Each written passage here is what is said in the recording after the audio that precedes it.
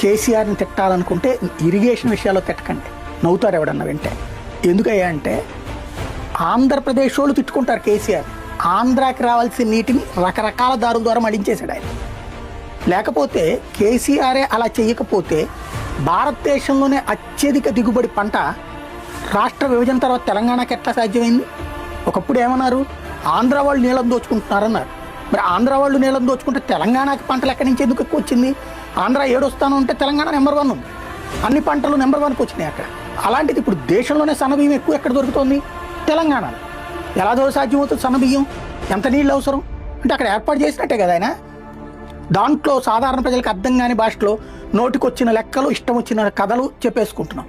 సాగునీటి ప్రాజెక్టుల రూపంలో చూస్తే ఒకటి చెరువుల పూడికలు తీసి మిషన్ కాకతీయ రూట్లో భూగర్భ జలాలు సక్రమంగా ఉండేటట్టు చూడమైనా, కృష్ణా గోదావరిలో నీళ్ళని ఆంధ్రాకి అంటే ముందు ప్రాజెక్టులు కట్టేసేసి అక్కడి నుంచి నీటిని వల్లించినోడు కేసీఆర్.